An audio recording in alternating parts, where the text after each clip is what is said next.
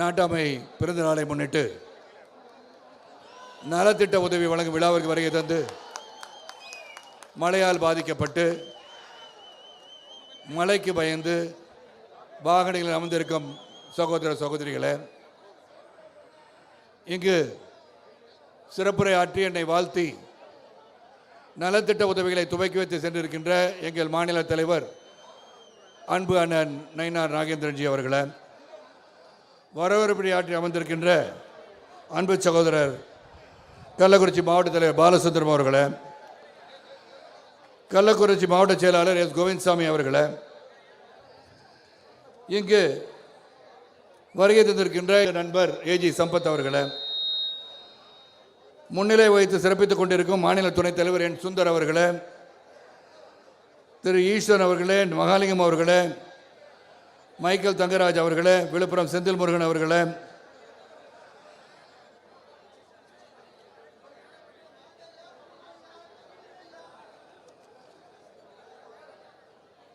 இங்கு வருகை தந்து விழாவை சிறப்பித்து சென்றிருக்கின்ற மாநில செயலாளர் அஸ்வத்தாமன் அவர்களே, என்னுடைய வருகை தந்திருக்கின்ற நாட்டாமை குடும்பத்தை சார்ந்த என் சுந்தரேசன் அவர்களே, சற்று முன் வாழ்த்துறை வழங்கி அமர்ந்திருக்கின்ற அன்பு சகோதரர் என்எம்எஸ் விவேகானந்தன் அவர்களே, வருகை தந்து சிறப்பித்துக் கொண்ட சுரேஷ் காந்தி அவர்களே, குழந்தை ராஜா அவர்களே, ஞானதாஸ் அவர்களே, சின்னசாமி அவர்களே, அன்பு சகோதரர் உபேதூர் ரஹ்மான் அவர்களே, திரு காமராஜ் அவர்களே, கிச்சா ரமேஷ் அவர்களே, ஜி.கே. பெருமாள் அவர்களே, அக்வின் நோயல் அவர்களே, ஜவஹர் அவர்களே, திரு செங்கலம் கணேசன் அவர்களே, கேரளத்திலிருந்து வருகை தந்திருக்கிற கருணாகரன் பிரகலாதன் அவர்களே, ஆத்தூர் ஏபி சிவா அவர்களே, இந்த விழாவை சிறப்பித்திருக்கின்ற பாரதிய ஜனதா கட்சியின் மாவட்ட தலைவர் பரமேஸ்வர் அவர்களே, முத்தமிழ் செல்வன் அவர்களே, சண்முகநாதன் அவர்களே, ஹரிராமன் அவர்களே, நன்றியுரை வழங்கியிருக்கும் சேலம் கே செங்கோடன் அவர்களே, சின்னசேலம் ஒன்றிய தலைவர் பி.சி. சக்திவேல் அவர்களே, மேடையில் அமர்ந்திருக்கின்ற வருகை தந்தும் சென்றிருக்கின்ற தற்போது அமர்ந்திருக்கின்ற பாரதிய ஜனதா கட்சியின் முன்னோடிகளே, இவ்விழாவில் வருகை தந்து சிறப்பித்துக் கொண்டிருக்கின்ற நாட்டாமை குடும்பத்தை சார்ந்த அன்பு சகோதர சகோதரிகளே, தாமரை செல்வங்களே, தாமரை சொந்தங்களே, பத்திரிகை நண்பர்களே, தொலைக்காட்சி நண்பர்களே, ஊடக சகோதரர்களே, காவல்துறை நண்பர்களே, இங்கு வருகை தந்து மழைக்காக ஒதுங்கி நிற்கின்ற கள்ளக்குறிச்சியை சார்ந்த பெரியோர்களே, தாய்மார்களே, அன்பர்களே, நண்பர்களே, உங்கள் அனைவருக்கும் என் அன்பு கலந்த மாலை வணக்கத்தை தெரிவித்துக் கொள்கின்றேன். வருகை தரும்போது கள்ளக்குறிச்சிக்கு நான் மதியம் வந்து சேர்ந்து இந்த விழாவிற்காக எவ்வாறு அன்பு சகோதரர்கள் சுந்தர் தலைமையில் நாட்டாமை குடும்பத்தார் எவ்வாறு செயல்பட்டார்கள் என்பதை பார்ப்பதற்கு வந்தபோது உண்மையிலே பெருமகிழ்ச்சி அடைந்தேன். மாநில தலைவர் வந்த பிறகு அவரை மரியாதை செலுத்தி இந்த விழா சென்ற மாதம் ஜூலை 14ஆம் தேதி என் பிறந்த நாளை முன்னிட்டு கள்ளக்குறிச்சியிலே நாம் இந்த நலத்திட்ட உதவிகளை வழங்கி இந்த விழாவை கள்ளக்குறிச்சியிலே நடத்த வேண்டும் என்ற அளவிலே இருந்த விழா என் மனைவியின் தாயார் என் மாமியார் அவர்கள் நோயாய்ப்பட்டு 2 தினங்கள் 3 தினங்கள் இல்லை என்றால் 1 வாரம் என்ற சூழ்நிலையில் மருத்துவர் சொன்ன காரணத்தினால் தற்போதும் மருத்துவத்தால் ஒன்றும் செய்ய முடியாத சூழலிலும் வீட்டிலிருந்து அவர்களை கவனித்துக் கொண்டிருக்கிற சூழலில் இந்த விழாவை 1 மாத காலம் தள்ளி வைக்க நேரிட்டது. தள்ளி வைத்த பிறகும் கூட ஆவலோடு மாநில தலைவர் அவர்களையும் உள்ளிட்ட பாரதிய ஜனதா கட்சி முன்னோடிகளையும் என்னையும் நாட்டாமை குடும்பத்தாரையும் ஊர் பொதுமக்களையும் வரவேற்க வந்திருக்கின்ற அன்பு சகோதரர்கள் உங்கள் பாதம் தொட்டு முதற்கண் என் நன்றி கலந்த வணக்கத்தை தெரிவித்துக் கொள்கின்றேன்.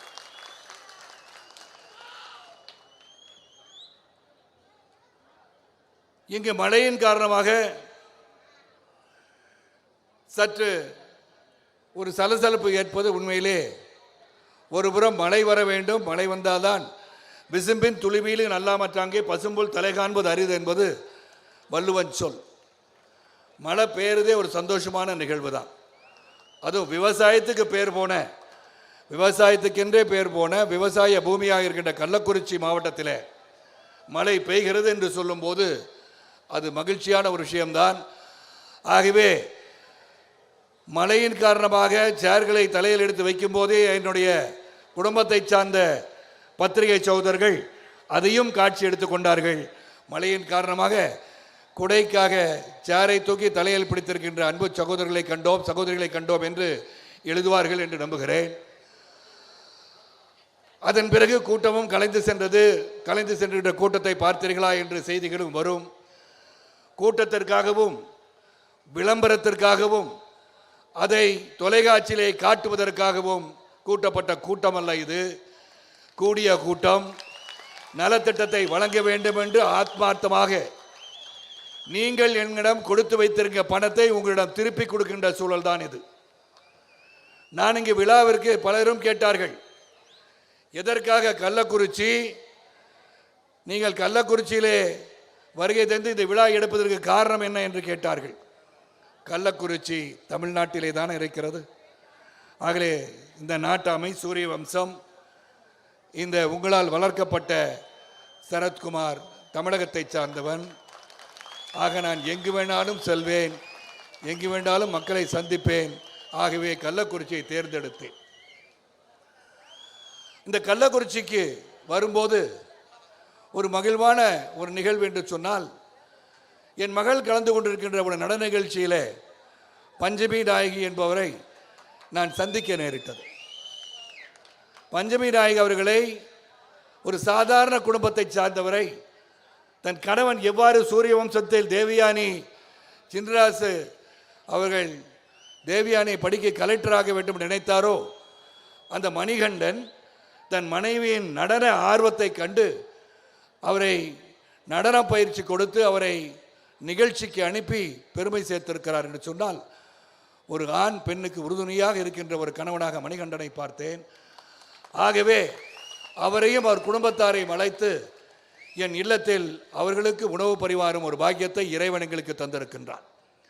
அப்பொழுது அவரிடம் சொன்னேன், நான் கள்ளக்குறிச்சிக்கு என்றாவது ஒரு நாள் வருகை தந்தேன் என்று சொன்னால், அல்லது தேர்தல் பரப்புரையிலே நான் கள்ளக்குறிச்சி கண்டிப்பாக வருவேன், வரும்போது உங்கள் இல்லத்தில் வருகை தந்து நீங்கள் பரிமாறுகின்ற உணவை நான் உண்டு செல்வேன் என்று சொன்னதற்கு உதாரணமாக, சென்னையிலிருந்து நேராக பசியோடு வந்த நான் என்னுடன் 50 ஆண்டு காலம் பயணிக்கின்ற ஏன் சுந்தரேசன் அவர்களின் நிர்பந்தத்துக்குட்பட்டு 2 இட்லி தின்ன வேண்டிய ஒரு சூழலை உருவாக்கிவிட்டார். இல்லை என்றால் இரவு 8 மணியுடன் என் உணவுகள் எல்லாம் முடிந்துவிடும். மறுநாள் 12 மணி அளவிலே தான் நான் உணவு உண்ண ஆரம்பிப்பேன். பத்திரிகை சகோதரன் அதை வந்து நோட் பண்ணிக்கோங்க. இது ஒரு ஹெல்த் டிப்பு சரத்குமார் கொடுத்தாருன்னு வச்சுக்கலாம். ஆனால் அங்கே சென்றவுடன் சிறப்பான வரவேற்பு, அன்பான வரவேற்பு, மகிழ்ச்சியோடு என்னை வரவேற்று உபசரித்து 3 மகன்களுடன் என் மனைவி கூட கேட்டார்கள், என்ன நாட்டாமை இன்று அன்போடு என்னை அவர்கள் அழைத்தது, நீங்கள் சேரிலே அமர்ந்திருக்கிறீர்கள், அவர்கள் கீழே அமர்ந்திருக்கிறார்கள் என்று நினைத்தேன், கேட்பார்கள் என்று. நான் சொன்னேன், நீங்கள் அனைவரும் என்னுடன் சேர்ந்து அமர்கள் சொன்னால், இல்லை நாங்கள் இலை போட்டு கீழே அமர்ந்து கொள்கிறோம் என்று சொன்னார்கள். இதையும் எதற்காக சொல்கிறேன் என்று சொன்னால், சோசியல் மீடியாவில் பார்க்குறதுக்கு பார்த்தீங்களா, தும்முறா நாட்டாமல் மேலே உட்காந்து சாப்பிட்றாரு, அவங்கள கீழே உட்கார வச்சு சாப்பிட வச்சிட்டாருன்னு. அவர்களுக்கு நான் சொல்ல கடமைப்பட்டுக்கிறேன், என் இல்லத்தில், எங்கள் இல்லத்தில் எங்களோடு அமர்ந்து சாப்பிடும்போது பூனை தோசை வேண்டும் என்று கேட்ட அந்த மித்திரன் பையனுக்கு பூனை தோசை சுட்டு கொடுத்த வந்து அந்த நாட்டாமை. அன்பை பகிர்கின்றவனாகத்தான் நான் வாழ்க்கையில் வாழ்ந்திருக்கின்றேன். ஆகவேதான் இந்த நலத்திட்ட விழா நான் அள்ளி கொடுப்பதற்கு காரணமும் கிள்ளி கொடுப்பதற்கு காரணமும், நான் கலை உலகத்தில் வந்து 38 ஆண்டுகள் ஆகிவிட்டன. இந்த முகத்தை பார்த்து ரசித்து, முதலிலே வில்லன் பாத்திரத்தில் நடிக்கும் போது நல்ல அஜானுபாவம் இருக்காயா, நல்லா போட்டு உதைக்கிற அளவுக்கு உடம்பு வச்சிருக்கான் அப்படின்னும் போது அனைத்து கதாநாயகங்களும் உதைக்கின்ற ஒரு காட்சியிலே நடித்த நான், வாழ்க்கையில் அமர்ந்திருக்கும் எல்லோரும், அது சகோதரராக இருக்கட்டும் சகோதரிகளாக இருக்கட்டும், நாம் ஹீரோவாக, அதாவது கதாநாயகனாக கதாநாயகியாக உருவாக வேண்டும் வாழ்க்கையிலே என்று நினைப்பார்கள். நானும் அந்த எண்ணத்தில் பயணித்த பிறகுதான் ஒரு காலம் வந்தது, உங்கள் ஆதரவு கிடைத்தது.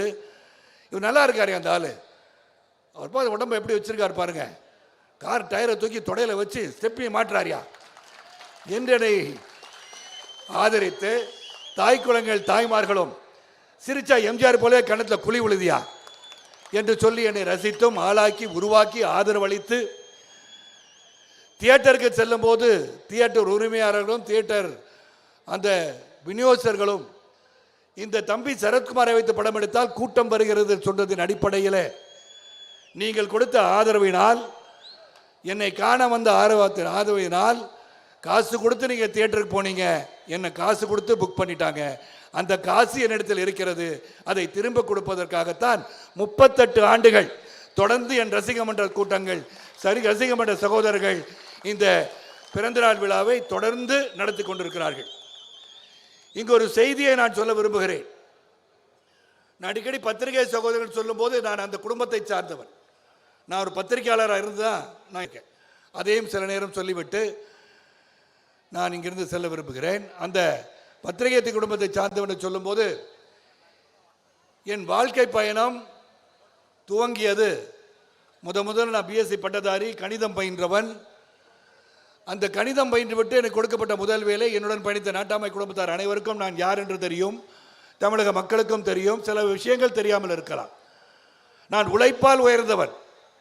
நீங்கள் அண்மையில் வந்த 3BHK படத்தில் பார்த்தீங்கன்னா, வீடு கட்டுவது, சொந்த வீடு கட்டுவது ஒரு மரியாதை என்று சொல்லும்போது, அந்த வீடு கட்டுவதற்கு எவ்வளவு துன்பப்பட வேண்டி இருக்கிறது, எத்துணை வாடகை வீட்டில் இருக்க வேண்டி இருக்கிறது என்ற உன்னதமான கருத்தை சொன்ன அந்த படத்தை பார்க்கும்போது அனைவருக்கும் கண்ணில் நீர் வந்தது என்று சொன்னார்கள்.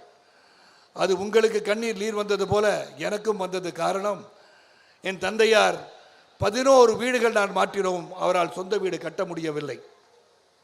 அந்த ஏக்கம், அந்த தாக்கம் எனக்கும் இருந்தது. அந்த தாக்கத்தையும் ஏக்கத்தையும் நிறைவேற்றியது நீங்கள் தான். ஆக கருத்துள்ள படமாகவும் சரி, அது ஜனரஞ்சகமான படமாக இருந்தாலும் சரி, அடிதடி படங்களாக இருந்தாலும் சரி, உங்கள் ஆதரவினால் இன்று நான் உங்கள் முன் நிற்கின்ற ஒரு சூழலில் நலத்திட்ட உதவிகளை சிறப்பாக வழங்கி நான் பேச வேண்டும் என்று நினைத்தேன். இங்கு மற்றொரு செய்தியை சொல்ல விரும்புகிறேன்.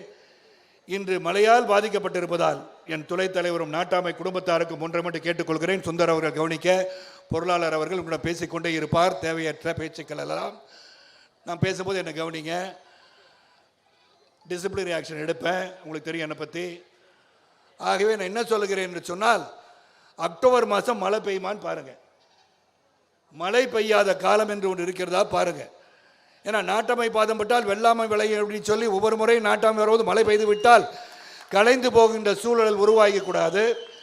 ஆகவே அக்டோபர் திங்களோ அல்லது நவம்பர் திங்களோ ஏதாக இருந்தாலும் மீண்டும் ஒருமுறை இதே இடத்தில் ஒரு நலத்திட்ட உதவி விழா நடக்கும், சிறப்பாக நடக்க வைக்க வேண்டும். அப்பொழுது இங்கு முழுசா கூறப்பட்டிருக்கு. அது என்னுடைய ஆசை, அதை நிறைவேற்றுவீர்கள் என்று நான் நம்புகிறேன். இங்கே விழாவின் நோக்கம் நான் சொல்லிட்டேன். என்னுடைய பயணம் இப்படி தான். என் பயணம் சைக்கிளில் போய் பேப்பர் போட்டேன். முதல்ல பிஎஸ்சி பட்டதாரி, கணிதம் பட்டதாரி. கணிதம் படித்தது எங்கு உதவிது என்று சொன்னால், நீங்கள் எனக்காக ஈட்டி கூட பணத்தை எண்ணுவதற்காக கணிதம் எனக்கு பயின்றது, அதான் உதவி பண்ணிச்சு. ஆக நாம் பெற்ற செல்வம் அனைவரும் பெற வேண்டும், நாம் அனைவரும் ஒற்றுமையாக ஒன்றாக இருக்க வேண்டும் என்ற எண்ணத்திலே பயணித்தவன் நான். எந்த ஒரு சூழ்நிலையிலும் நிறையா சொத்து வாங்கி போடணும், நிறையா வீடு பங்களா வாங்கி போடணும் என்ற ஆசையெல்லாம் எனக்கு இருந்தது கிடையாது. நான் அளவுக்கு மீறி ஒரு மனிதனம், தனி மனிதனம் இறைவன் பொருளை தருகிறான் என்று சொன்னால், மனிதா அது உனக்கல்ல பிறருடன் பகிர்ந்து கொள்வதற்காக என்று கீதையிலும் சொல்லியிருக்கிறது, குரானிலும் சொல்லியிருக்கிறது, பைபிளிலும் சொல்லியிருக்கிறது. ஆக ஒரு தனி மனிதனம் பொருள்கள் அதிகமாக இருந்தால் அதை பிறருடன் நீ பகிர்ந்து கொள்ள வேண்டும் என்றுதான் இறைவன் சொல்லியிருக்கின்றான். அந்த கடமையை நான் செய்து கொண்டிருக்கின்றேன் உங்கள் மூலமாக. ஆக கடின உழைப்பு. சைக்கிளில் போய் தெருவா பேப்பர் போட்டிருக்கேன். 500 ரூபாய் சம்பளத்திற்காக வேலை செய்தவன். கடுமையான உழைப்பாளி. கடுமையான உழைப்பாளி என்று சொல், காலை நேரத்தில் சென்னையிலிருந்து அந்த பிரதி வரும். மொத்தம் 8 சைக்கிளை வைத்துக்கொண்டு காத்திருக்கின்ற இளைஞர்கள் இருப்பார்கள். 2-3 பகுதிகளுக்கு செல்வதற்கு வராமல் சென்று விட்டால் அந்த பத்திரிகை எடுத்துக்கொண்டு கடைகளில் சேர்ப்பது என் வேலை. இன்றும் 50 பேப்பர் கட்டு கொடுத்தீங்கன்னா அழகாக நான் அதை எண்ணி அதை கட்டு போட தெரியும் எனக்கு. ஆக நான் அந்த அலுவலகத்தில் சொல்லி படித்தவனாக இருப்பதால் நான் இங்கிருந்து பத்திரிகையாளராக எழுத்து வடிவத்தில் நடக்கின்ற செய்திகளாக உங்களை அனுப்பலாம் என்று கேட்டேன். என்னை பத்திரிகையாளராகி வேடிக்கை அழகு பார்த்தார்கள். அப்பயே நேரம் அதிகமாக இருந்துச்சு. என்ன பண்ணலான்னு பார்த்தா, ஒரு கடையில் நான் ஒரு மெக்கானிக் மாதிரி, அது காராக இருக்கட்டும், சைக்கிளாக இருக்கட்டும், மோட்டார் சைக்கிளாக இருக்கட்டும், பிரித்து எப்படி அதை ஓட்ட வைக்கிறான்னு பார்க்கணுன்ற அறிவை வளர்த்து கொண்டவனால் ஹீரோ சைக்கிள்ஸ்னு ஒரு கம்பெனியில் டிஸ்ட்ரிபியூட்டராக இருந்தது பிரேம் ஹரிராம்ஜி. அந்த பிரேம் ஹரிராம் வேலை கொடுத்தார். லூதியானாலேருந்து ஹீரோ சைக்கிள்ஸ் வரும், பாட்டாக இருக்கும். அதை ஒழுங்காக மாட்டி சக்கரத்துக்கு அலைன்மெண்ட் பார்த்து அதை ஓட வைக்கின்ற கடையிலே பணிபுரிந்தவன் நான். ஆக என் வாழ்க்கை துவங்கியது ஒரு சைக்கிளில். ஆகவே தான் என்னோட அலுவலகத்தில் வந்திருக்க சில நண்பர்களுக்கும் நாட்டாமை சகோதரர்களுக்கும் அங்கே ஒரு சைக்கிளில் பேப்பர் வச்ச ஒரு பொம்மை வச்சிருப்பேன். அதை நினைவு கூறுவதற்காக, நீ வானத்திலிருந்து குதித்த நட்சத்திரம் அல்ல, எங்கிருந்து உழைப்பால் உயர்ந்த பெண்ணி என்றும் வந்த பாதையை மறந்து விடாதே, உன்னை வழிகாட்டியவரை மறந்து விடாதே என்பதற்காக அதை வைத்திருக்கின்றேன். அங்கிருந்து நான் பல தொழில்கள் பண்ண, கடைசியில் சினிமாவுக்கு வந்தேன், தயாரிப்பாளர் இருந்தேன், நடிக்க ஆரம்பித்தேன். தயாரிப்பில் சில தோல்விகளை சந்தித்தேன். பிறகு நாளை பிறந்தநாள் காண்கின்ற அன்பு சகோதரர் புரட்சி கலைஞர் கேப்டன் அவர்கள் என்னை புலன் விசாரணை படத்தில் அறிமுகப்படுத்தினார். ரொம்ப கஷ்டத்தில் இருக்கிற நேரத்தில் அவர் கூப்பிட்டு அந்த வாய்ப்பு கொடுத்தார்கள். அந்த படத்துலையும் போட்டு நல்லா மிதின்னு மிதிச்சாங்க. அதன் பிறகு ஹீரோவான, அந்த ஹீரோவானதுக்கு காரணம் நீங்கன்னு சொல்லிட்டேன். ஆக என் வாழ்க்கை பயணம் சாதாரண ஒரு பயணம் கிடையாது. உழைப்பால் உயர்ந்தவன் நான். அன்புக்கும் பண்புக்கும் பாசத்திற்கும் தரத்திற்கும் நியாயத்திற்கும் தர்மத்திற்கும் கட்டுப்பட்டவன். தரக்குறைவாக யாரையும் பேசியது கிடையாது, பேசவும் தெரியாது, பேசினாலும் புரியாது, பிறர் சொல்ல வேண்டும் அது கெட்ட வார்த்தை என்று அந்த அளவில் வளர்ந்தவன் நான். ஆனால் இன்று இந்த சோசியல் மீடியா காலகட்டத்திலே நான் பார்ப்பது, அரசியல் தலைவர்கள் என்று அழைத்துக் கொள்பவர்கள் கூட பீப் போடுகின்ற அளவிலே பேசுவதை காணும்போது உண்மையிலே வருத்தமடைகிறேன். இது எங்கு வரப்போகிறார் சரத்குமார் என்று பத்திரிகை சகோதரர்கள் எடுத்து வைத்துக் கொள்ளலாம். சிறப்பாக சிலரை பற்றி, முக்கியமாக ஒருவரை பற்றி பேச இருக்கின்றேன். இது எதுக்காக சொல்லணும்னா, இன்று நாம் உதாரண புருஷனாக இருக்க வேண்டும். உதாரண புருஷன் என்று சொல்லும் போது உங்களை மக்கள் பார்த்து கொண்டிருக்கிறார்கள். நீங்கள் எப்படி அவர்களை வழிநடத்த போகிறீர்கள் என்பதை கவனித்துக் கொண்டிருக்கிறார்கள். அது நடிகராக இருக்கட்டும், தயாரிப்பாளராக இருக்கட்டும், தொழில் முனைவோராக இருக்கட்டும், வேறு எங்கோ பணிபுரிவராக இருக்கட்டும், விவசாயியாக இருக்கட்டும், நெசவாளராக இருக்கட்டும், உங்களை பார்த்து கொண்டிருக்கிறார்கள். நீங்கள் எப்படி நடந்து கொள்கிறீர்கள், உங்களின் பண்புகள் என்ன, நீங்கள் எப்படிப்பட்டவர் என்பதை புரிந்து கொள்ள வேண்டும் என்று உங்களை கவனிப்பவர்கள் அதிகமாக இருப்பார்கள். அவங்களுக்கு மட்டும் இல்லை, உங்களுக்காக நீங்கள் நல்லவர்களாக வாழ வேண்டும். ஆகவே தான் என்னை பொறுத்தவரை தகாத வார்த்தைகளோ, ஆங்கிலத்தில் சொல்ல வேண்டுமானால், I do not know how to hit below the belt. ஒரு வயிற்று கீழே என்னை யாரையும் அடிக்க தெரியாது. தரங்கெட்ட பேச்சு என்னிடந்து வராது. எது நியாயமோ அந்த நியாயத்தை தைரியமாக எடுத்துச் சொல்பவன் நான். ஆக இன்று நான் கள்ளக்குறிச்சிக்கு வருகை தந்து இன்று இறைவன் என்னை இங்கு அழைத்து பேச வைத்திருக்கான் என்று சொன்னால், இன்று நாம் அனைவரும் இங்கு கூடியிருக்கிறோம் என்று சொன்னால், அதற்கு காரணம் எங்கோ பிறந்து எங்கோ வளர்ந்து இருவர் சந்திப்பதே அரிது என்ற சூழலில் இத்தனை பேரையும் ஓரிடத்தில் அழைத்து உலகம் காத்தான் என்ற இடத்திற்கு நாட்டாமையின் பிறந்த நாள் நலத்திட்ட விழா வழங்க வேண்டும் என்று இறைவன் கட்டளையிட்டிருக்கின்றான். நாம் அனைவரும் இங்கு வந்திருக்கின்றோம். அப்படித்தான் நான் இதை எடுத்துக்கொள்கின்றேன். இங்கு மாநில தலைவர் அவர்கள் சிறப்புரையாற்றி திண்டுக்கல் செல்ல வேண்டும் என்று சென்றிருக்கிறார்கள். அவர்கள் என்னை பற்றி சொன்னார்கள். நான் கடந்து வந்த பாதையிலும் அவரையும் நான் பார்த்திருக்கின்றேன். இன்று ஒரு தலைமையின் கீழ் நான் பயணித்துக் கொண்டிருக்கின்றேன். உண்மைக்கு புறம்பாகவும் சரி, நியாயத்துக்கு புறம்பாகவும் சரி, என் மனதளவிலும் நான் எதையும் நினைப்பதில்லை. இந்த நாட்டாமை குடும்பத்தார் என்று சொல்லும்போது, என்னுடன் 38 ஆண்டுகள், இங்கு ஒரு செய்தியை மட்டும் பகிர்ந்து கொள்கிறேன். நான் நடிகராக பயணித்து வரும்போது இங்கு அன்பு சகோதரர் சுந்தரேசன் அவர்கள் உட்கார்ந்திருக்கிறார்கள். மதுராந்தகம் ஆறுமுகம் திராவிட முன்னேற்றங்களின் முன்னோடிகள் ஒருவரான அவரின் சொந்தக்காரர். அவர் தான் எங்களுடைய ரசிக மன்ற தலைவராக இருந்தார். ரசிக மன்ற தலைவராக இருக்கும்போது ஒரு நடிகன் ஒரு ரசிக மன்றத்தை துவக்கி இன்று அரசியல் கட்சிக்கு ஈடாக நகரம், ஒன்றியம், கிளை, பகுதி என்று ஐடி கார்டு மாவட்ட செயலாளர் கொண்டு பொருளாளர் கொண்டு என்று கொடுத்து சிறப்பாக 20,000 மன்றங்களை கொண்ட ஒரு நடிகர் என்று சொன்னால் அது நானாகத்தான் இருக்க முடியும். அதுதான் நாட்டாமை குடும்பத்தார். எனக்கு ஒன்று பெருமை. இன்று அந்த நாட்டாமை குடும்பத்தார் எங்கள் தலைவன், எங்கள் நாட்டாமை என்ன சொன்னாலும் நீங்க கேட்குறீங்க பார்த்தீங்களா, அது என் மீது நீங்கள் வைத்திருக்க நம்பிக்கைக்கு உங்கள் பாதம் தொட்டு நான் வணங்குகிறேன். பாழும் கிணற்றிலே எங்கள் நாட்டாமை எங்களை இறக்கிவிட மாட்டார் என்ற எண்ணத்தோடு என்னோடு நீங்கள் பயணித்துக் கொண்டிருக்கிறீர்கள். அது எந்த முடிவாக இருக்கட்டும், எந்த சூழலாக இருக்கட்டும், பிடித்தது பிடிக்காது என்று இருந்தால் கூட தலைவன் கட்டளையிட்டு விட்டான், நாட்டாமை சொல்லிவிட்டார் என்பதற்காக என்னுடன் பயணித்துக் கொண்டு மார்ச் 12 சென்ற ஆண்டு நாம் தேசிய நீரோட்டத்தில் கலக்கிறோம் என்று சொன்ன பிறகும் உங்களுடன் நாங்கள் இருக்கிறோம், தைரியமாக பயணத்தை தொடருங்கள் சொன்ன உங்களுக்கு மீண்டும் ஒரு முறை என் வணக்கத்தை தெரிவித்துக் கொள்கிறேன்.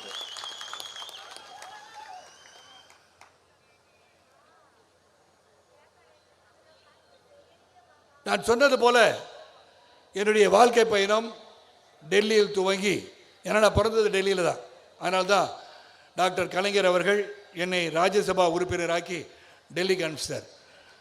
ஆக டெல்லிக்கும் எனக்கு அதிகமான தொடர்பு என்று நினைக்கிறேன். ஆகவே தான் தேசிய நீரோட்டத்தில் இருக்கின்ற உலகத்தின் மாபெரும் தலைவராம் நரேந்திர மோடிஜி அவர்கள் தலைமையேற்று நான் பயணிக்க எனக்கு ஒரு வாய்ப்பு கிடைத்திருக்கிறது. இங்கு நலத்திட்ட உதவி வழங்க வேண்டும் சொல்லும்போது சைக்கிளு இல்லை நோட் புக்கு, பென்சிலு, பேனா இதெல்லாம் கொடுத்துடலாமா என்றெல்லாம் கருத்துக்கள் என்னிடத்தில் வந்தன. நான் சொல்ல, நன்றாக பயின்று கொண்டிருப்பவர்கள் விஞ்ஞான உலகத்திலே பயணித்து கொண்டிருக்கிறார்கள். லேப்டாப் கொடுப்போம், ஐபேட் கொடுப்போம், அதுக்கப்புறம் ஹியரிங் எய்டு கொடுப்போம். ஏன்னா காது கேளாதவர் பலரும் இந்த கள்ளக்குறிச்சியில் இருக்கிறார்கள் என்று நான் அறிந்தேன். டாக்டர் மோகன் காமேஷ் அவர்கள் சொன்னார்கள், புள்ளி விவரப்படி பார்க்கும்போது பலரும் அவதிப்படுகின்ற ஒரு மாவட்டமாக கள்ளக்குறிச்சியில் பலரும் இருக்கிறார்கள், நீங்கள் ஹியரிங் எய்டு கொடுக்கலான்னு சொன்னாங்க. ஹியரிங் எய்டு கடையில் வாங்கி கொடுக்கல. அந்த டாக்டர்கிட்ட சொல்லி மோகன் காமேஷ் அவர்களுக்கு அழைத்து, ராஜேஸ்வர் டாக்டர் வந்தார், அவர்களையெல்லாம் பரிசோதனை செய்துதான் அவர்களுக்கு இந்த மிஷினை கொடுத்துருக்கோம். பரிசோதனை செய்யாமல் ஏதோ கொடுக்கல, காசு வாங்கிக்கிறா, காசு இருக்கு வாங்கி கொடுத்தோன்னு கொடுக்கல. அதே போல் doctor Agarwal clinic, one of the best clinics in Tamil Nadu, in இந்தியானே சொல்லலாம். அவங்ககிட்ட என்னுடைய உடற்பயிற்சி செய்வதில் அந்த டாக்டர் அகர்வாலின் மைந்தன் இருக்கிறார், அவருக்கு நன்றி சொல்கிறேன். ஏன்னா இங்கே ஒரு கண் சிகிச்சை முகாம் நடத்தி 100க்கும் மேற்பட்டவர்களை பரிசோதனை செய்து 50 பேருக்கு உடனடியாக நாம் கண்ணாடி கொடுக்க வேண்டும், பவர் அவங்க இருக்கு, கொடுக்காவிட்டு கண் பார்வை இழக்க நேரிடும் என்ற சூழலில் தான் இங்கு வந்தவங்களை யார் வேணா நீங்கள் கேட்டு பாருங்க, அவர்களுக்கு என்ன பவர் என்று தெரிந்து புரிந்து அதன் பிறகுதான் அவர்களுக்கு கண்ணாடிகள் வழங்கப்பட்டிருக்கின்றன. ஏனோ தானோ என்று கண்ணாடி தானே காசு கொடுத்தா வந்துடும் கொடுக்கல, எதை புரிந்து கொள்ள வேண்டும் என்பதற்காக செய்திருக்கின்றோம். அதே போல ஜூலை 9ஆம் தேதி கள்ளக்குறிச்சியில் மந்தைவெளி என்ற இடத்தில் அது இலவச கண் சிகிச்சை முகாம். அதே மாதிரி ஆத்தூரில் ஜூலை 14ஆம் தேதி ஆத்தூரில் ஒரு மருத்துவ முகாம் என்று சொன்னால் பெண்களுக்காக விழிப்புணர்வு மருத்துவ முகாம்.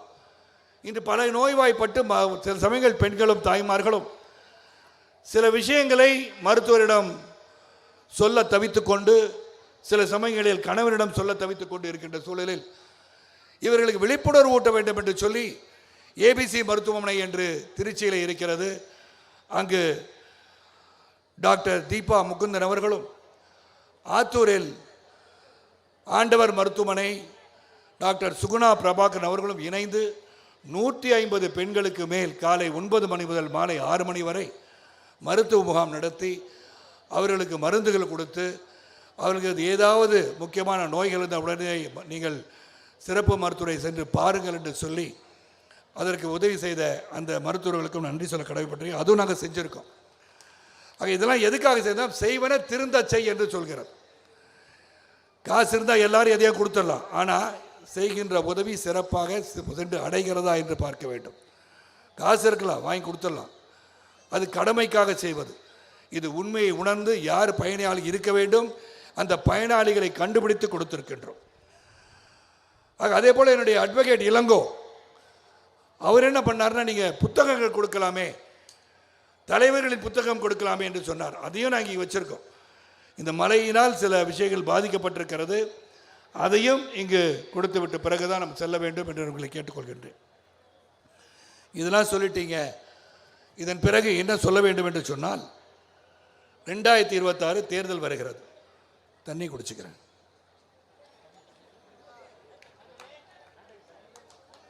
அப்பே கேட்டால தண்ணி வைக்கணும்.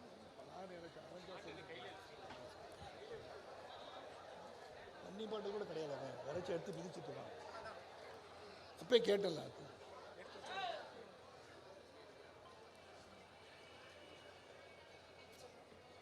2026 தேர்தலை நோக்கி நாம் பயணித்துக் கொண்டிருக்கின்றோம்.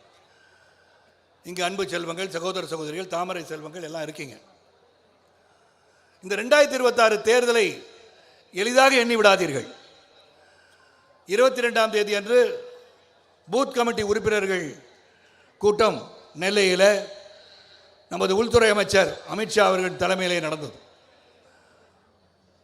நமது மாநில தலைவர் சொன்னது போல ஒரு பூத் கமிட்டி உறுப்பினர்கள் கூட்டம் திருமண மண்டபத்தில் நடக்கும். அழைக்கப்பட்டவர்கள் வருவார்கள்.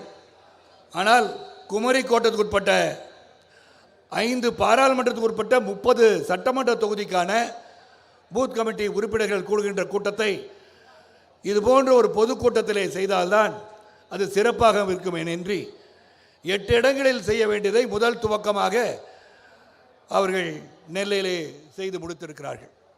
அங்கே சொன்ன கருத்துக்கள், பல கருத்துக்கள் சொல்லப்பட்டிருக்கிற அந்த கருத்துக்களை ஒரு சில உங்களை சொல்ல நான் கடமைப்பட்டிருக்கின்றேன்.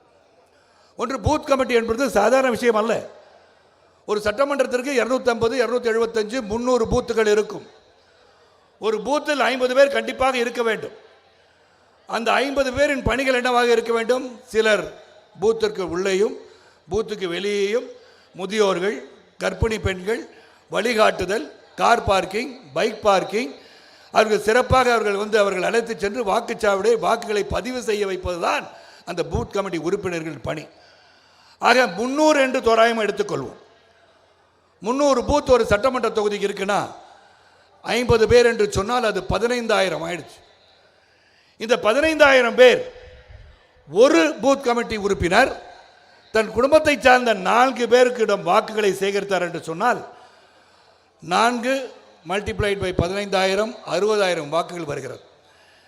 2 லட்சம் 3 லட்சம் இருக்கின்ற அந்த தொகுதியில் 60,000 என்று சொன்னீர்கள் என்று சொன்னால் கிட்டத்தட்ட 24% நம் தாமரை சொந்தங்கள் 234 தொகுதிகளும் வாங்கி தர முடியும் என்பதை உணர்த்துகின்ற கூட்டமாகத்தான் அது அமைந்தது. ஆக முக்கியமான பணி அதுதான் முக்கியமான பணி. ஏன்னா அவர்கள் தான் நேரடியாக வாக்குகளை சேகரிக்கின்ற இடத்தில் இருக்கிறார்கள்.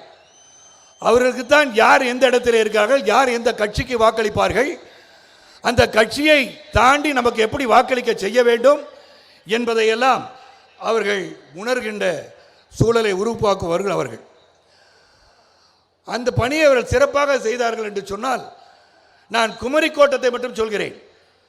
அந்த 30 தொகுதிகளிலும் 30ற்கு 30 வெற்றி பெறுகின்ற வாய்ப்பு என்னால் அன்று பார்க்க முடிந்தது.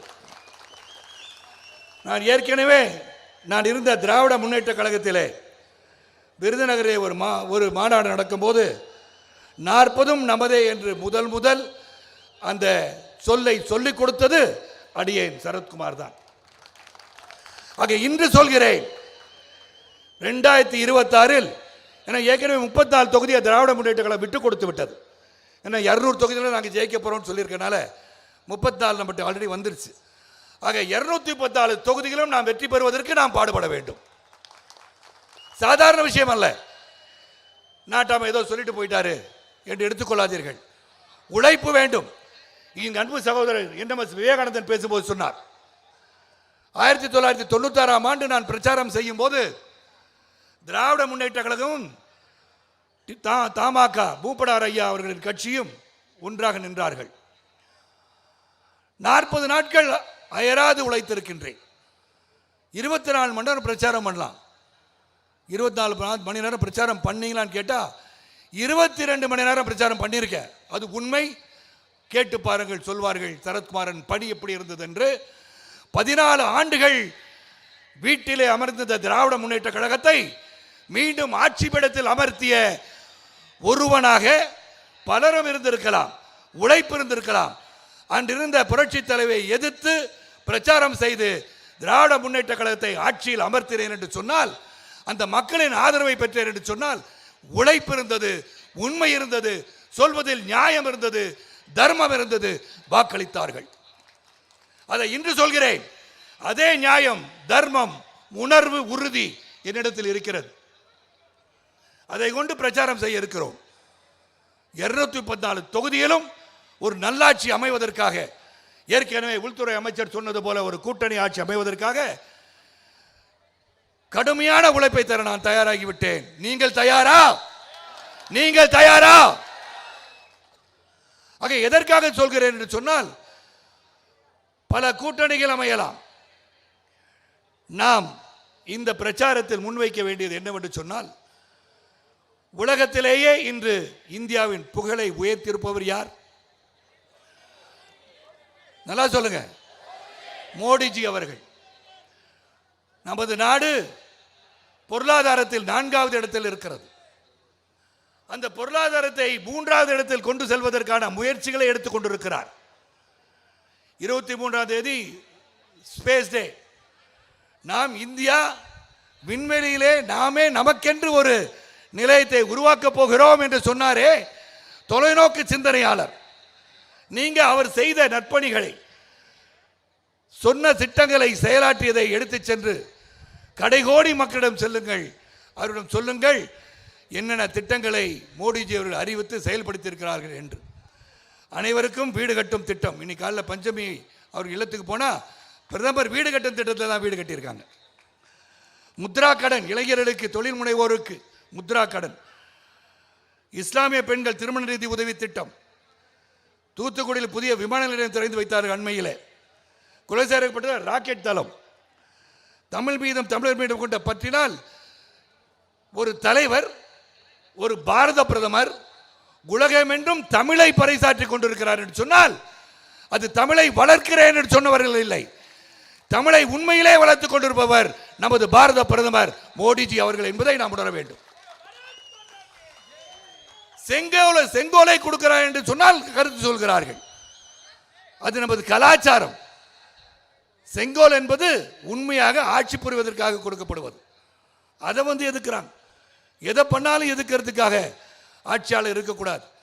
நல்லதை சொன்னால் அதை ஏற்றுக்கொள்ள தெரிய வேண்டும். இப்படி பல திட்டங்களை சொல்லிக்கொண்டே போகலாம்.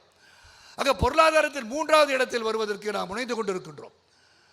பாரத பிரதமரை பார்த்தால் அனைவருக்கும் ஒன்றை மட்டும் சொல்கிறேன், பத்திரிகை சகோதரருக்கும் சகோதர சகோதரிகளுக்கும், உலக நாடுகள், அது ட்ரம்பாக இருக்கட்டும், ஐரோப்பிய நாடுகளாக இருக்கட்டும், இந்தியாவை உற்று நோக்கி கொண்டிருக்கிறார்கள். அவங்களுக்கு பயம். அந்த பயத்தினால தான் ட்ரம்ப் வரிகளை ஏற்றிக்கொண்டே போகிறார். அச்சுறுவப்போது அஞ்சப்போவதில்லை மோடிஜி அவர்கள். எதிர்கொள்வதற்காக we call it the human resource, மனித வளம் கொண்ட நாடு இந்தியா. 2025 பயணித்துக் கொண்டிருக்கின்றோம். ஏற்கனவே அப்துல் கலாம்ஜி சொன்னது போல 2025 அதிகமான இளைஞர்களுள்ள நாடு இந்தியா என்று கருத்து கணிப்பு சொல்லும் போது, அந்த இளைஞர்கள் கொண்ட ஒரு நாடுதான் நமது பாரத தேசம். அந்த இளைஞர்களை சரியான முறையிலே வழிநடத்துகிறோம் என்று சொன்னால் நாம் மிகப்பெரிய வல்லரசாகிவிடும் என்ற அச்சம்தான் அமெரிக்காவிலும் சரி ஐரோப்பிய நாடுகளை பார்த்து அஞ்சிக் கொண்டிருக்கிறார்கள். ஆகவே நாம் சிறப்பாக இந்த மனித வளத்தை சீரான பாதையிலே வழியெடுத்து சென்றோம் என்று சொன்னால் நிச்சயமாக நமது தேசம் ஒரு நாள் பொருளாதாரத்தில் முதன்மை இடத்தை பிடிக்கும் என்பதில் எந்த ஒரு அச்சமும் இல்லை. ஆக அப்படிப்பட்ட ஒரு உன்னதமான தலைவர் 3 முறை முதலமைச்சராக, குஜராத் மாநிலத்தின் முதலமைச்சர். எனக்கு ஒரு பெருமை இருக்கிறது. 3வது முறை அவர் முதலமைச்சராக இருக்கும்போது ஒரு பத்திரிகையாளராக அவரை பேட்டி கண்ட பெருமை எனக்கு உண்டு. மீடியா வாய்ஸ் என்ற பத்திரிகையின் சீஃப் எடிட்டராக இருக்கும்போது எனக்கு அப்பாயின்மெண்ட் கொடுத்திருந்தாரு. போய் பார்த்தேன். 1 மணி நேரம் அமர்ந்து குஜராத்தை எப்படி வளர்த்து கொண்டிருக்கிறார், மக்களுக்காக எப்படி சேவை செய்து கொண்டிருக்கிறார் என்பதையெல்லாம் நான் அவர் கேட்டறிந்தேன். அந்த பெருமை எனக்கு உண்டு. அவர் ஒன்று சொன்னார், ரயில் பெட்டிகள் தயாரிக்கின்ற ஒரு தொழிற்சாலை உருவாக்க வேண்டும் என்று எங்களை நாடினார்கள், என்னை வந்து பார்த்தார்கள். நான் அதில் வந்து தயாரிக்கலாமே, நல்ல விஷயம் தானே என்று சொன்னேன். அதன் பிறகு அவர்களை நான் பார்க்கவில்லை. 1 வருடம் கழித்து மீண்டும் என்னை சந்திக்க வந்திருக்கிறார் என்று சொன்னார்கள். எதற்காக, என்ன பிரச்சனை என்று கேட்டேன். பிரச்சனை ஒன்றுமில்லை, சுகமாக முடிந்து தொழிற்சாலை இயங்கி ரயில் பெட்டி தயாராகிவிட்டது, நீங்கள் முதல் ரயில் பெட்டியை கொடுக்க நீங்கள் வர வேண்டும் என்று சொன்னார்கள் என்று சொன்னார். தட் இஸ் டெவலப்மெண்ட், நான் கரப்ட் டெவலப்மெண்ட், டிரான்ஸ்பேரண்ட் கவர்னன்ஸ். அவரால் ஒரு ஆட்சியை சிறந்த முறையிலே நடத்த முடியும் என்பதற்கு ஒரு சாதாரண எடுத்துக்காட்டு தான் அது. அப்படிப்பட்ட ஒரு தலைவரை அண்மையில் கத்துக்குட்டியான ஒருவர் மிஸ்டர் பிரைம் மினிஸ்டர் என்று அழைக்கிறார். மிஸ்டர் பிரைம் மினிஸ்டர் என்று அழைப்பதில் ஒன்றும் தவறில்லை. நீங்கள் கொடைநாட்டிலே தெருவிலே நின்று கொண்டிருக்கும் போது மிஸ் ஜெயலலிதா ஜெயராம் என்று சொல்லியிருப்பீங்களா? என்ன தவறுன்னு கேட்குறீங்க? இன்னைக்கு சொல்லி பாருங்க. புரட்சித்திரை அம்மாவை பார்த்து அவர்களை பற்றி நீங்கள் சுட்டிக்காட்ட வேண்டும் என்று சொன்னால் மிஸ் ஜெயலலிதா ஜெயராம் என்று சொல்லி பாருங்கள். சொல்லி பாருங்களேன். சிங்கம் வேட்டைக்கு மட்டும் போமா, வந்து தூங்கிடுமா. சிங்கம் வேட்டைக்கு போவானா, வேட்டைக்கு மட்டும் தான் சிங்கம் வீட்டை விட்டு வெளியே வருமா, மற்ற நேரத்தில் சாப்பிட்டு போய் தூங்கிடுவான். அந்த மாதிரி சிங்கமாக இருக்கக்கூடாது. சிங்கம்னா வந்து சிங்கமாக இருக்கணும், தூங்குகின்ற சிங்கமாக இருக்கக்கூடாது. இது எதுக்காக சொல்றேன்னா, தன்மையற்று பேசியதால் அவரை பற்றி நான் பேசுகிறேன், இல்லைன்னா அவரை பற்றி நான் பேச மாட்டேன். அங்கே வந்து நமது முதலமைச்சர் அவர்களை அவரையும் தாய் மாமன் அப்படின்றார். அவர் வந்து மாமா அங்கிள் கூப்பிடுவான்றார். நீ என்ன கூப்பிடுங்க, அங்கிள் கூப்பிடுங்க, தாத்தான்னு கூப்பிடுங்க, என்ன வேணா கூட கவலைப்படல. ஆனால் தரம் என்று ஒன்று இருக்கிறது. You cannot call the honorable prime minister by his name. You cannot call the chief minister of our state by his name. You cannot ridicule them because they elected people. மக்களால் தேர்ந்தெடுக்கப்பட்டவர்கள். நீங்க அந்த மனிதனுக்கு மரியாதை கொடுக்கிறீர்களோ இல்லையோ, அந்த பதவிக்கு மரியாதை கொடுத்தாக வேண்டும். அந்த தரத்தை கற்றுக்கொள்ளுங்கள் விஜய் அவர்களே. நீங்க கமெண்ட்ஸ் போடுங்க. நீங்க சூப்பர் ஸ்டார் சொன்னீங்க அப்படின்னும் போது பாராட்டினீங்க, அதே சமயத்தில் நல்ல கருத்தை சொல்லும் போது ஏன் ஏற்றுக்கொள்ள மாட்டேன் என்கிறீர்கள். நீங்க தைரியம் தான் என்கிட்ட வந்து பேசி பாருங்க. என் மனைவியும் மக்களையும் பற்றி கமெண்ட் போடுறதுனால நீங்க ஒன்றும் சாதிக்க போறது இல்லை. இதையெல்லாம் கண்டு பயந்தவன் நான் அல்ல. ஏற்கனவே ஒரு ட்வீட் போட்டிருந்தீங்க லாங் பேக், உங்க தலையை எடுத்துருவோம் நாங்க. நான் சொன்னேன், ஐயா எடுக்கிறதா எடுத்துறீங்க, நம்பர் 2 கல்யாண நகர் கொட்டி வகம் தான் வீடு, அங்கே வந்து எடுங்க. ஏன்னா ரோட்டில் எடுத்துறீங்க, தலை வேற துண்டா போய் கிடக்கும், வீட்டுக்கு வாங்க. என்ன இது சாதாரணவன் கிடையாது. நானும் பலரை சந்தித்து வந்தான். கல்லூரியில் படிச்சிருக்கேன், கல்லூரியில் ரவுடிசத்தை பார்த்துருக்கேன், எல்லாம் பார்த்துருக்கேன். ஆனால் தரம் இருக்க வேண்டும், நியாயம் இருக்க வேண்டும், தர்மம் இருக்க வேண்டும், உண்மை இருக்க வேண்டும். We are all popular people. When we speak, we should speak the truth. நீட்டை பற்றி சொல்கிறீர்கள், நீட்டு வேண்டான்றீங்க. ஏன் வேண்டாம்? கொஞ்சம் விவரமா சொல்லுங்க. நீட்டால் பயனாளிகள் இல்லையா? நீட்டை கொண்டு வந்தது யார்? திராவிட முன்னேற்ற கழகம் தெரியாதா நீட்டை கொண்டு வரும்போது? ஆனால் ஒன்றை மட்டும் தெரிந்து கொள்ளுங்கள், தகுதி இருப்பவர்கள் பதவிக்கு வர வேண்டும், தகுதி உள்ளவர்கள் அந்த பணிக்கு செல்ல வேண்டும். இங்கு காவல்துறை நண்பர்கள்லாம் பார்க்குறேன், அவங்க பிசிக்கல் டெஸ்ட் இல்லாமல் எந்த ஒரு பரீட்சையும் இல்லாமல் நீங்கள் காவல் அதிகாரியை அமர்த்தி விட முடியுமா? அமர்த்தலாமா? பணி சிறப்பாக இருக்குமா? ஐஏஎஸ் படித்தவர் வந்து படித்து முடிச்சுட்டு அட்மினிஸ்ட்ரேஷனை கற்றுக்கிட்டு வந்து உட்கார வந்து ஐஏஎஸ் ஆக முடியும். இல்லை அவர் பாஸ் ஆக்கி விட்டுருங்க அப்படின்னு சொல்ல முடியுமா? பரீட்சை எழுத வேண்டாம்னு சொல்ல முடியுமா? அதே மாதிரி தாங்க நீட்டு. ஒரு உயிரை பாதுகாக்க செல்பவரை, உயிர் காக்கின்ற ஒரு மருத்துவரை, அந்த மருத்துவர் அவருக்கு தகுதி இருக்கிறதா இல்லையா என்று பரீட்சை எழுதுகிற சொல்லியிருக்கிறார்கள். 6 லட்சத்தில் துவங்கி இன்று 22 லட்சத்துக்கு மேல் கேபிட்டேஷன் ஃபீ இல்லாம எம்பிபிஎஸ் சாதாரண குக்கிராமத்தில் இருப்பவர்கள் பரீட்சை எழுதி பாஸ் பண்ணா ஃப்ரீயா போய் எம்பிபிஎஸ் பயிரலாம் என்பதை வேண்டாம் என்று எதற்காக சொல்கிறீர்கள்? சொல்லுங்க. Why do you want to stop NEET? சொல்லுங்க எனக்கு. யாராக இருந்தாலும் சரி, அது திராவிட முன்னேற்ற கழகமாக இருக்கட்டும், வேறு யாராக இருக்கட்டும், அது தேவை தேவை தேவை. தகுதி இருப்பவர்கள் தான் அந்தந்த பணிக்கு செல்ல முடியும். வேலை தெரிஞ்சு தான் மெக்கானிக்காக இருக்க முடியும். ட்ரெயின் ஓட்ட தெரிஞ்சுன்னா ட்ரெயின் ஓட்டணும். பஸ் ஓட்டணும் போய் ட்ரெயின் ஓட்ட சொல்லக்கூடாது. இல்லைங்க பாவங்க ஓட்டுட்டோம் அதுக்கெல்லாம் பரிச்சை வைக்கக்கூடாதுன்னு சொல்லக்கூடாது. இன்னொன்று சொல்லியிருக்கார், எதை கேட்டாலும் ஃபாசிசம் அரசு fascism அரசுன்றார். I don't know whether my dear friend Vijay knows the meaning of fascism. Benito Mussolini, Hitler இவங்கெல்லாம் கடைபிடித்தது ஃபாசிசம். அது படிச்சிருப்பார் நினைக்கிறது, தெரியல, இது பேசுகிறார் அவர். அது துன்புறுத்துபவர்கள், இனப்படுகொலை செய்பவர்கள், பிறரை துன்புறுத்தி வாழ இயலாமல் செய்பவர்கள் தான் ஃபாசிஸ்ட். Strong rightist, வலதுசாரிகள். ஆனால் அப்படிப்பட்ட ஆட்சியாக நடந்து கொண்டிருக்கிறது. உண்மையை பேசுங்க. இங்க துன்புறுத்திட்டு இருக்காங்களா? அப்புறம் சொல்றார் இஸ்லாமியருக்கு எதிரியாக இருப்பவர் மோடின்றாங்க. அப்ப காஷ்மீர்ல 25 தொகுதி ஜெயிச்சாங்களா ஐயா? அங்க இருக்கிற காஷ்மீர் பெண் முத்தலாக்கை நீக்கி இஸ்லாமிய சகோதரிகளுக்கு வாழ்வை கொடுத்தாரு. அங்கே இன்னைக்கு ரக்ஷா பந்தன் அன்னைக்கு மோடிஜி அவர்களுக்கு ராக்கி கட்ட வேண்டும் என்று இஸ்லாமிய சகோதரிகள் துடித்தார்களே. அப்ப அவர் மீது நம்பிக்கை இல்லையா? துன்புறுத்தி இருக்கிறாரா? ஏங்க ஒரே ஒரு ராமர் கோயில் கட்டியதால் எங்கேயாச்சும் மோடிஜி அவர்கள் 12 கால ஆட்சியில் எங்கேயாச்சும் நான் என்னுடைய இஸ்லாமிய சகோதர சகோதரிகளை கேட்கின்றேன், எங்கேயாச்சும் ஒரு மசூதியை இடித்து தரைமட்டமாக்கி இருக்கிறார்களா? சுப்ரீம் கோர்ட் ஆர்டர் கொடுத்தாங்க, ராமர் கோயிலும் கட்டப்பட்டது, மசூதியும் கட்டப்பட்டது. Don't plant wrong information to the public. நீங்க தான் மதவாத உணர்வை தூண்டி கொண்டிருக்கிறீர்கள். நீங்க எல்லாம் ஒற்றுமையா தான் இருக்காங்க. அந்த ஒற்றுமை எவ்வளவு தூரம் போயிருக்குன்னா, அபுதாபி செல்கின்ற ஒரு வாய்ப்பு எனக்கு கிடைத்திருக்கிறது. Abu Dhabi United Arab Emirates is a Muslim country. அங்க பாப்ஸ் மந்திர், நாராயணசாமி பாப்ஸ் மந்திர் ஒரு இந்து கோயிலை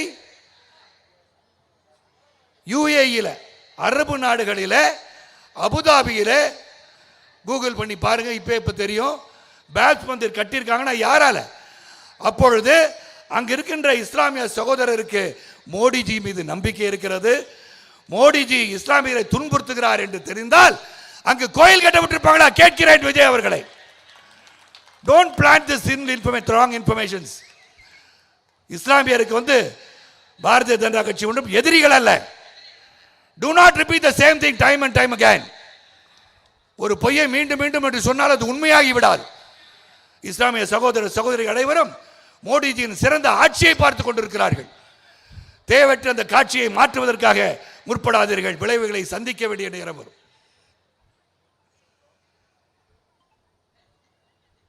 ஆகவே அவரிடம் சொல்லிக்கொள்றேன், அதுக்கப்பட்டு இல்லை. 832 மீனவர்கள், 832 36 தெரியல, மீனவர்கள் பாதிக்கப்பட்டிருக்கிறான்னு சொல்றார்.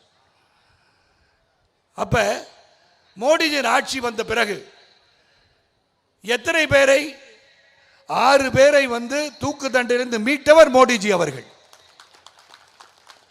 அங்கு கைது செய்யப்பட்டவரை உடனடியாக விடுவிக்க சொல்வது மோடிஜி அவர்கள். ஒரு மீனவ சகோதரர் கூட மரணம் அடையவில்லை இந்த 12 கால ஆட்சியிலே. Do you have data with you, Vijay? Do you have it? ஒரு உன்னத தலைவரை இழிவுபடுத்தாதே. அதுக்கப்புறம் சொல்றார் கச்சத்தீவை மீட்டு தாருங்கன்றாரு. ஐயா, கச்சத்தீவை தாரவாத்தது யாரியா? 1974ஆம் ஆண்டு இந்திரா காந்தி அம்மையார் அவர்கள் பண்டாரநாயக்க அம்மாவோட ஒரு ஒப்பந்தம் போடுறாங்க. அந்த ஒப்பந்தம் போட்டதுக்கு காரணம் அன்று திராவிட முன்னேற்ற கழக ஆட்சி, கலைஞர் ஆட்சி. கலைஞர் குரல் கொடுத்திருந்தால் இது நடக்கக்கூடாது, இது ஒருபடி மண்ணை நாங்கள் கொடுக்க தயாரில்லை என்று சொல்லியிருந்தால் அன்று கச்சத்தீவு தாரை வாத்து கொடுத்திருக்க மாட்டார்கள்.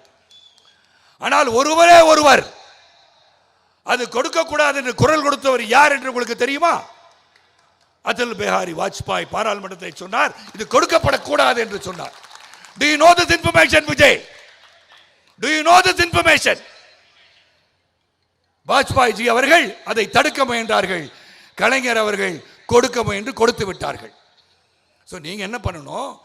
மோடிஜி அவர்களே, நீங்கள் திராவிட முன்னேற்ற கழகமும் காங்கிரசும் சேர்ந்து இந்த மண்ணை தாரை வாத்து கொடுத்து விட்டார்கள். நீங்கள் உங்களுடைய அதிகாரத்தை வைத்து அதை பெற்றுத்தர முயற்சி பண்ணுங்கன்னு கேட்டு பார்த்துருக்கலாம். அதை இவர்கள் செய்யவில்லை என்று நினைத்து விடாதீர்கள். அதற்கான முயற்சியை மோடிஜி அவர்கள் எடுத்துக்கொண்டு தான் இருப்பார்கள். ஆக எதையும் தப்பாக சொல்லிடாதீங்க. தாரை வாய்த்து கொடுத்ததை பற்றி சட்டமன்றத்தில் பல முறை பேசியிருக்கின்றேன். ஆக தவறான செய்திகளை பரப்பிக் கொண்டிருக்கிறார். அது எதுக்காக சொல்றேன்னா, இது போன்று பலரும் தவறான செய்திகளை பரப்ப முயலும் போது வேதனையாக இருக்கிறது.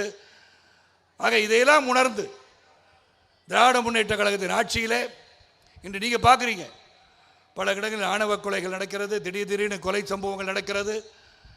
இதெல்லாம் வேடிக்கை பார்க்கின்ற ஒரு சூழல் உருவாகிவிட்டது. நான் காவல்துறையை குறை கூறவில்லை. ஆனால் ஒன்றை மட்டும் சொல்கிறேன், போதைக்கு அடிமையாகின்ற இளைஞர்கள் அதிகமாகிவிட்டனர் தமிழகத்தில் என்பதை உணர வேண்டும். அது போதையின் கொடுமைதான், போதையின் வெளிப்பாடுதான், போதைப் பொருளின் வெளிப்பாடுதான் இளைஞர்களை தூண்டுகிறது, மக்களை தூண்டுகிறது. ஆகியவை ஒடுக்க முயற்சி செய்யுங்கள் அன்பு சகோதரர்களை. ஆக 2026 தேர்தல், நாம் சந்திக்க இருக்கிற தேர்தல் ஒரு சாதாரண தேர்தல் அல்ல, எளிதான தேர்தல் அல்ல. நம்ம போயெல்லாம் ஜெயிச்சலாம் நினைக்கக்கூடாது.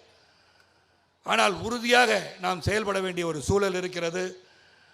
ஆக என்னை பொறுத்தவரை நாம் எப்படி நடந்து கொள்ள வேண்டும், தன்மையோடு நடந்து கொள்ள வேண்டும், வாக்குகளை எப்படி சேகரிக்க வேண்டும், அதை எவ்வாறு சேகரித்து ஆட்சி பீடத்தில் உள்துறை அமைச்சரும் எடப்பாடி பழனிசாமி அவர்களும் சேர்ந்து ஒரு கூட்டணி அமைத்திருக்கிறார்களோ, அந்த கூட்டணி எப்படி வெற்றி பெற வேண்டும் என்பதற்கு நீங்கள் உழைத்திட வேண்டும்.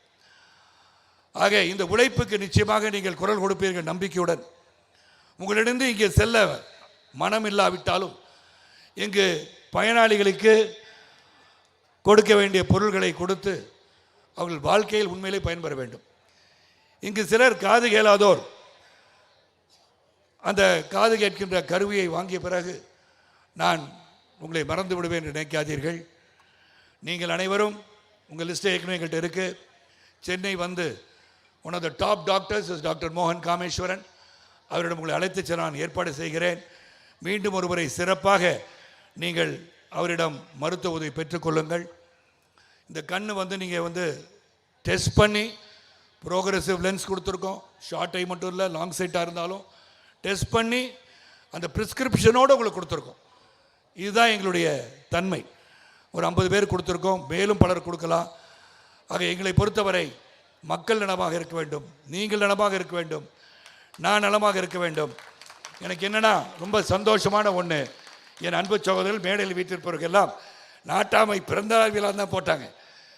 ஆனால் நயினானந்தன் அண்ணன் அவர்கள் எனக்கு அண்ணன் அப்படின்றவர் சொல்லிட்டாங்க. உண்மைதான், என்னுடைய வயது 71, பெருமையோடு சொல்கிறேன். அண்மையிலே சிலர் கேட்டார்கள், நாட்டாம ஆரம்பிச்சிட்டாரு விளம்பரத்துக்கு அப்படின்னு. என்னத்தை விளம்பரம் பண்ண? உடற்பயிற்சி செய்ததை நான் பதிவிட்டதை விளம்பரம் என்று சொல்கிறார்கள். ஐயா, நான் பதிவிட்டதுக்கு ஒரே ஒரு காரணம் தான். இந்த கலை உலகம் மட்டுமல்ல, இறைவன் கொடுத்த இந்த உயிரிலே உயிர் இருக்கும் வரை ஆரோக்கியம் இருந்தால்தான் அந்த உயிரை தக்க வைக்க முடியும் என்பதை உணர்ந்தவன் நான். உடல் ஆரோக்கியம் இருந்தால்தான் சிறந்த சிந்தனைகள் வரும். சிறந்த சிந்தனைகள் வந்தால்தான் நான் ஆற்றல் மிக சிந்தனையாக அமையும். Your thought will become action. The action will change many things in this world. ஆக அப்படிப்பட்ட ஒரு ஆரோக்கியம் தேவை.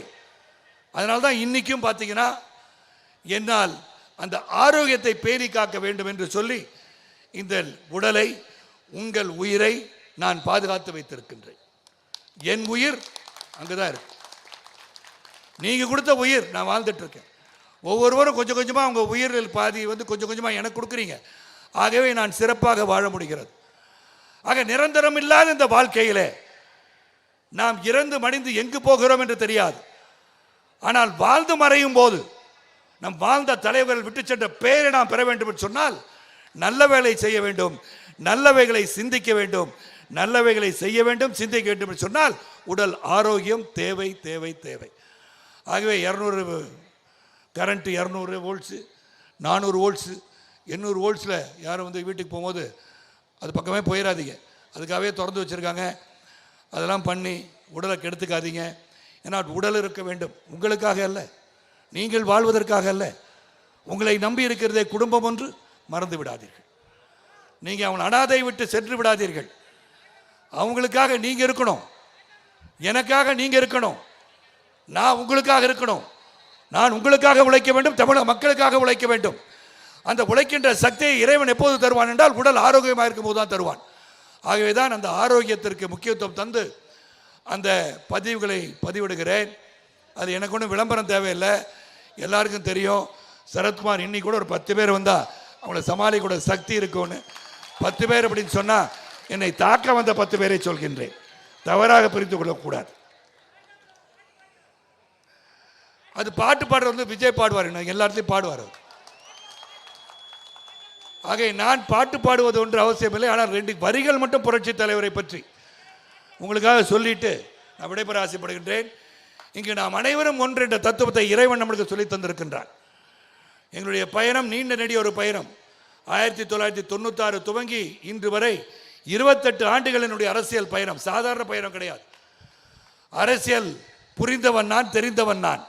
அது மட்டுமல்ல, சரத்குமார் என்ன அரசியல் தெரியும் என்று கேட்டீர்கள் சொன்னால் என் பாரம்பரியத்தை தெரியாதவர்கள் சொல்லிக் கொண்டு செல்கிறேன். என்னுடைய பெரியப்பா சீபா ஆதித்தனார் தினத்தந்தியின் நிறுவனர், கூட்டுறவுத்துறை அமைச்சராக இருந்தார், சபாநாயகர் இருந்தார்.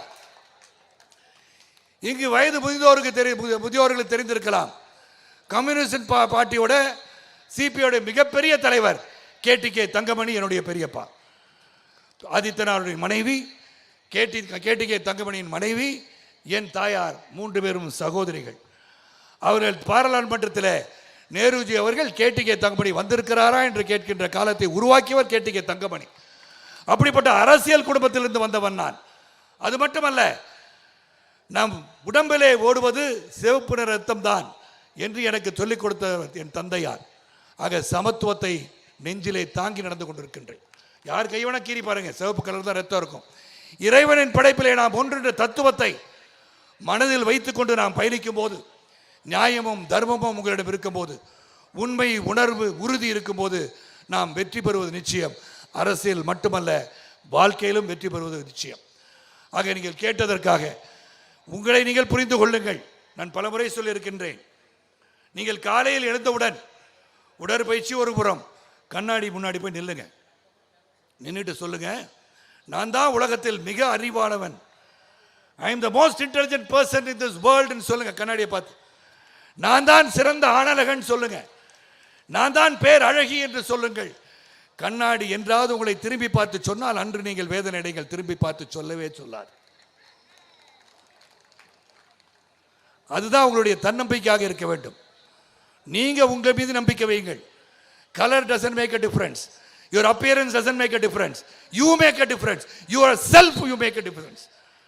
சமுதாயத்தை சமூகத்திலே நாம் எப்படி வாழ வேண்டும் உணர்வை நாம் வளர்த்து கொள்ள வேண்டும். யூ ஷுட் ஹேவ் தன்னம்பிக்கை உங்களுக்கு இருக்கணும். உங்களுக்கு தன்னம்பிக்கை இருக்கும் போது எதையும் சாதிக்கலாம். ஆகவே தான் ஒரு பாடலை எதற்காக நான் பாடுகிறேன் என்று சொன்னால், உன்னை அறிந்தால் என்று பாடுகிறேன்.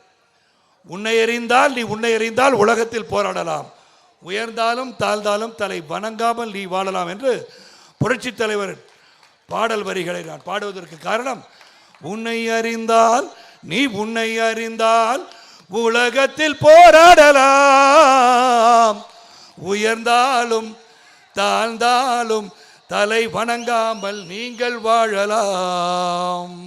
இதுதான் உண்மை. உங்களை அறிங்க. போகும்போது பத்திரமா போய் சேருங்க. எந்த ஒரு பிரச்சனையும் ஈடுபடாமல் அமைதியாக சென்று, அமைதியாக இல்லத்திற்கு சென்று, அண்ணா நாங்கள் வந்து அடைந்து விட்டோம் என்று உங்களுடைய மேலிருக்க நிர்வாகிகளிடம் சொல்லுங்கள். அவர்கள் என்னிடம் சொல்வார்கள். என்னுடைய அலைபேசியில் இருப்பவர்கள் என்னிடமே சொல்லலாம். ஆக உங்களிடம் நான் கேட்டுக்கொள்வதெல்லாம், வாழ்க்கையில் உறுதியோடு இருங்கள். உங்கள் நாட்டாமை, உங்கள் சகோதரன், உங்கள் தாத்தா, உங்கள் மாமா நிச்சயமாக உங்களை சரியான வழி நடத்துவார் என்பதை சொல்லி, உண்மை உயர்வு தரும், உழைப்பவரே உழைப்பவரே உயர்ந்தவர் என்ற தாரக மந்திரத்தோடு, let us create a society breaking all the obstacles of caste, creed, religion and language, ஜாதி மத மொழி பேதமற்ற சமுதாயத்தை உருவாக்க நாம் அனைவரும் பாடுபடுவோம் கேட்டுக்கொண்டு விடைபெறுகிறேன். நன்றி, வணக்கம். பாரத் மாதா கி, பாரத் மாதா கி. நன்றி.